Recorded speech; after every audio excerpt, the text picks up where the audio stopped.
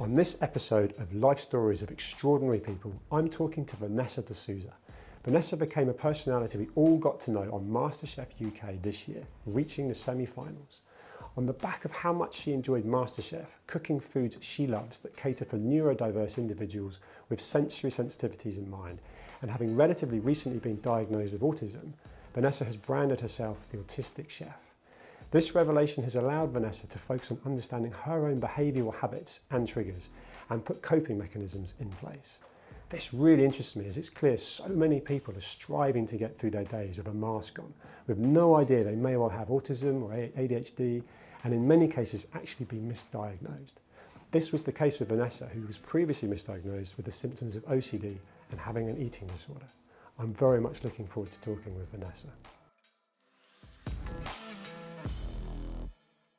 Vanessa, welcome. Thanks for having me. Absolute pleasure. Tell me, who is Vanessa D'Souza? Well, that's an open-ended question, isn't it? Absolutely. Doesn't work for autistic people like me. Where do I start? Take me back to when you were growing up. So what did a young Vanessa want to be looking at from a career point of view? What did you set out to do? It's a very interesting question because now I've been diagnosed as autistic. Yeah. I have started to pull off the mask. And actually, it's interesting to see young Vanessa, even teenage Vanessa and early adult Vanessa. What I was wanting to be was society's perception of what I should be, not what I actually wanted to be. So I did all the right things, as they say, you know, went to a private school, was very academic. Part of my autism superpower is that I have a photographic memory. So studying was very, very easy. You know, a last minute deadline, look at a page, memorize it, do exceptionally I'm so well. jealous. That's not what I got. Do exceptionally well. And studied law. Didn't want to study law. Where did that Studied come law. from? Parents' pressure or just the people around you, the school? Asian background, you have to study something meaningful. I'm not sure with the background that I have. My parents are Portuguese Indian, they're from Goa. There's only 3 really credible careers I could have got into with their approval, and that was, you know, something of the medical profession, accountancy, law, you know, or engineering, but that side of my brain doesn't work. So nothing too maths based. And I did it. I studied law, and despite the economic financial crisis in 2008, I still got a training contract. I graduated, I did my 2 years of training, and I worked, and I realized this is not the environment I want to work in or be in. Did you get any fulfillment from it? No. I lived solely on adrenaline. I got diabetes. I was working such long hours in a very magic circle firm. And I have come to realize that anywhere that has got escalators up to a receptionist that wears Louboutins earning 60 grand a year, I do not want to work, let me tell you. It's deemed as glamorous. It's deemed as, you know, like when you watch TV shows like Suits, and they love working all night. I don't know who gets pleasure from that, because I don't. No. But you're on this like hedonistic treadmill, this corporate treadmill where success is deemed in how much you earn, your title, not how happy you are. And I think I hit a point where I was 26 or 27. I'd done it for a few years and I thought, I can't do this anymore. Sure. And I left it all. Despite my parents' massive disapproval, I left it all and I started from the bottom. And I actually couldn't get a job doing anything. You know, I'd apply for receptionist jobs and I'd get rejected. So you're pretty lost at this point. Extremely. Sure. You know, I couldn't get a job even doing admin because I have no experience doing admin despite such qualifications. Being massively overqualified, yeah. And I remember I applied for a role and they basically asked me, have you had any experience picking up telephones? I was like, my whole training contract was doing admin work, little do people know, you know? And I'm so grateful for a company that took a chance on me that basically said, you can come in, we need somebody to do a very basic marketing events role. It's not paid very well. It was paid a quarter of what I was earning at 26 in a law firm. But I was like, this is freedom. And little did I know that that job gave me just the skills that I needed to just thrive in life and realize, actually, this is the environment I need to thrive in. And that just served me very well moving forward. And where did you go from there? Because, of course, we all know you now from a household name point of view of MasterChef. Yeah. Join the dots to how that happened. So that marketing job ended up with me finding a lovely niche in compliance, which with a legal background really served me very well and was actually a very, very happy medium for me working in a casual environment, but still using the skills that I've acquired and studied for. So I was in compliance for a very long time, and that was sort of in mobile advertising. What's legal, what's not in different countries, and what's compliant and what's not. And that then led me to the career I'm in now, which is working in sport compliance. So I deal with intellectual property for all Premier League and UEFA football. So all these naughty people that are streaming illegally, I deal with. Okay. But my autism diagnosis literally made me think, what do I want to do for the rest of my life? And you can be happy doing the job that you do. And part of my happiness in my role is down to routine and structure. But if I'm truly to think about what makes me happy and what is my happy place, that's the kitchen. You know, it's my safe zone. It's where I feel I'm in control. And it allows me to express myself in a creative way, which I've actually found no job has allowed me to do. So that led me to applying to MasterChef, and love it. God forbid I actually got on the show. Yeah, and you did really well out of it. And actually, you've married the love of the kitchen and food with the fact that you're embracing autism because you're the autistic chef. Correct, So yeah. tell me about the inspiration behind that. So I entered MasterChef, obviously started filming, and actually I think the competition for some people is just, what am I going to cook? What do I like cooking? But for me, I used it as an opportunity to really showcase what I stand for. Because having masked my whole life, I wasn't about to go on national TV and mask even more. Not be authentic. Correct. And obviously there were levels of masking that were needed to survive on the show, you know? Yeah. But in terms of my cooking, I wanted to be authentic to what I like to eat and ultimately the food sensitivities that I have, which I was quite open about on the show when I did have an opportunity to talk about. And in that process, I thought to myself, who am I? You know, it goes back to your original question. I am Vanessa and I am autistic. So the Autistic Chef seemed like a great name. It also doesn't help that VanessaD'Souza.com is already taken as a URL, and I think it's like a Chinese adult site. So I had to be a bit creative with a name that I wanted to not be associated with if somebody Googles me. But it does exactly what it says on the tin as well, right? Correct. And it makes you so, I use that word again, authentic, genuine. So where are you going with that now? Because it's so current, it's so needed. There are people, and you've used the term wearing a mask. There are so many people going around potentially undiagnosed or misdiagnosed. So to actually be able to hone in on nutrients and what we feed ourselves is something that's going to help neurodiversity. People with ADHD. Yeah. How much of a profile are you trying to build on this to help people? Because it's, as I say, so needed. I think my sole goal is to help other neurodivergent people and to help parents or carers of other neurodivergent people. So that's the big why behind all of this, right? Correct. And that stems from my personal experience. You know, when I go back to childhood and I think about my poor parents at the time, I think probably up until the age of around 19, I only ate a beige and processed diet. 0 vegetables. Okay. And actually that's the reason why I started cooking in the first place. So as an undiagnosed autistic individual, I think it was about 5 years old, I caught my parents sneaking vegetables into my food.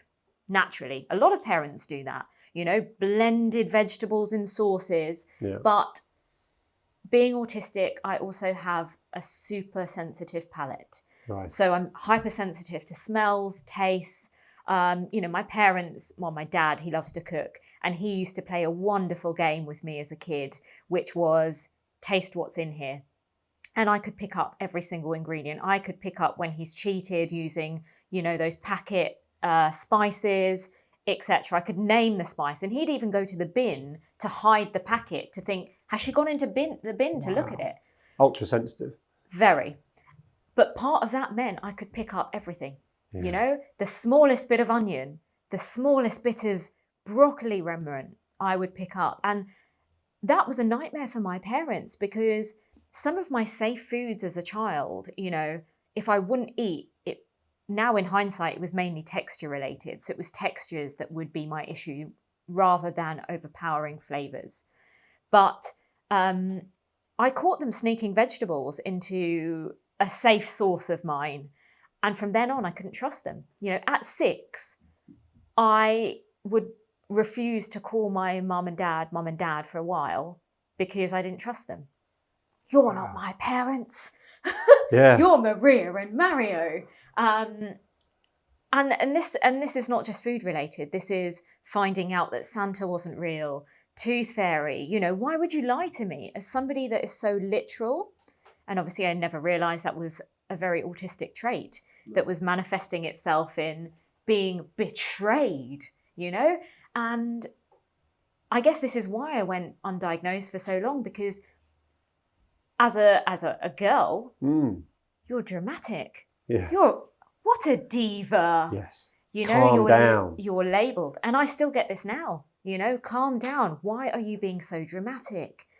And I basically didn't trust my parents to make my meals. So I either had to watch them, or when it got to the age where I was able to cook on my own, I did it. And it's been a blessing in disguise, because I probably wouldn't have the relationship with cooking that I do now had it not been for that journey. Yeah. And granted, a lot of my cooking at the age of 9 was, chicken dippers and beige food that goes in the oven. But you have to start somewhere. And I think that stems with the knowledge that as you get older, you want to nourish your body. You know that you don't feel good on processed food, but you also know that you need the processed food. And that lived experience means that I understand in how to help advise other parents, other neurodivergent people that are sensory sensitive as to how best to incorporate other things into your diet. Yes. If you have a problem with banana being a texture, try dried banana. It's simple things like that. How can you mash this up? How can you add fruits, vegetables in a way that is non-offensive? That works for you. This is so relatable. And particularly for me, actually, you brought back memories of when my parents tried to hide like a kidney bean in a burger, and from my sister, because I ate everything. So I was easy. My sister was a challenge as far as my parents were concerned. And she'd sort of eat everything and had found it and just left it perfectly in the middle of the plate. It might be a carrot. It's tough, right? But their perception was she's not doing what she's supposed to do. She's not eating right. And I've got 12 and 13-year-old daughters myself. And actually, going back to your point about misdiagnosis and so on, living a certain way, I'm convinced that my youngest, who's super sharp, super observant, she notices everything, she tastes everything, and she feels different. She's constantly saying, I don't like this and I don't want to eat it. And we're saying, you should do. It's good for you. It's part of your, what advice would you give to anyone watching as a parent, or find out for themselves they're actually struggling to eat the right things? What advice would you give? What help can they get? I think actually the key in that sentence is language. Who can determine what's the right things and what's the wrong things? And the right thing that makes sense for one person might be completely different to someone else, Yes. And I think it's about honouring, in this case, your daughter's needs and wants, and being supportive of that, and exploring other ways. It's not a one size fits all. And just because that meal works for 3 of you in the family, it might not work for your daughter, or it may mean that, in my case, it needs deconstruction. There's a lot of things that I can eat, but in separate forms, not together. Yeah, that is good advice.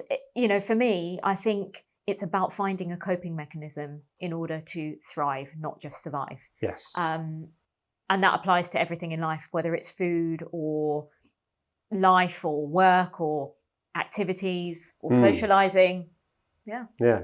We're actually filming in the JAAQ, Just Ask a Question, the social media mental health platform, where people can actually ask people questions, top doctors, specialists, and people with lived experiences about whether they're suffering from something or people around them. I'm just thinking how, parents misunderstanding your behaviour as a youngster. Your parents were desperately trying to get things into you, and you were rebelling and sort of going around the corners and then calling them out. What do you think of Jack and where it sits in people being able to ask questions in private, no judgment, no likes? Because I think some people are not brave enough or don't have the language and the communication to get the answers. But if you can do it in a cool way, tech-focused, almost like what the kids and we're all used to now on streaming, what do you think of that? I think it's genius. Any barriers that are removed that would cause friction between maybe going to a surgery to ask a stranger, I think it's incredible. Lived experiences as well are so important. Professionals serve a purpose, but lived experiences of people that would be able to answer your question with their lived experience is priceless, in my opinion. I have had so many doctors, this is just my personal experience, especially with my autism diagnosis, where it's very much, this is a list of what they think autism is and how somebody could thrive in that situation, and it's not applicable to me at all. And if there was somebody I could ask with lived experiences to say, how did this work for you, or how does this present for you, it would be a game changer. Yeah, that's awesome. You articulated that really well. And I think actually you mentioned talking to a doctor or someone you don't know, but some people struggle to talk to their family, friends, colleagues, whether that's a fear of being judged or and you obviously sought help because you were ultimately misdiagnosed with OCD and eating disorders before you were correctly diagnosed with autism, and since ADHD, I believe, as well. I'm awaiting an ADHD diagnosis. It's an extremely long and frustrating process. So even with my autism diagnosis, I just faced barrier after barrier after barrier. What, waiting lists and I wasn't taken seriously at first. Going into my doctor's surgery, and there are thousands of people especially women, in the same situation that have spent their whole life masking in order to survive and fit in. That it's almost like you have to be at the point of breaking point, non-verbal, and not employed, because the first reaction I got from the doctor that I saw, the GP that I saw, was, you're 35, you have a job, you're in a relationship. I mean, how much support do you actually need? Why do you want this diagnosis? That's very dismissive. It is. And it took 3 GP visits to even be heard. At that point, it was made very clear to me that they prioritise younger kids that would need more help and more support. So at that point, when you realise the waiting list is 3 years and you might not be seen, I was very, very fortunate enough to be able to have the funds to go private. But it was not a cheap diagnosis, and it was not instant either. I still had to wait, I think, 12 months, so a year. Even going private. And I'll be honest, it was, you have to really want the diagnosis to put yourself through that, because as somebody that is neurodivergent, that struggles with a lot of things that are admin related, that are not of interest, the process is tough. The forms, the paperwork, and then the diagnosis itself. It's 3 hours. It is tough. I didn't realise I would cry that much in a session, And then you wait for your results. You get given this diagnosis, which I was autistic, quite firmly on the spectrum, actually, not a little bit autistic as some people might think. And that's it. You're sent on your merry way. There's no support, there's no help, there's no guidance. Where'd you go from this? So you've literally got a tick box form, you're autistic, and then there's no next actions of how to help you or... Absolutely nothing. Then you're referred back to your GP who couldn't help me in the first place. And so part of me now is actually wanting to experience what life would be like on a waiting list for ADHD. So you're doing that right now? Correct. Yeah. How long have you been waiting? Uh, 8 months now. Wow. So yeah. Any sign of when this might actually come to fruition, or? I mean, there is a right to choose thing, which I don't know if they're still accepting waiting applications Sure. now, but that will give me the right to choose a private practitioner under the NHS. You don't want to do that? I am doing that under the NHS. That's an option. Under the but NHS, I'm not paying for a private diagnosis. No. And I want to see how accessible that is and how long that will take me. God, well done you. Hopefully sooner rather than later.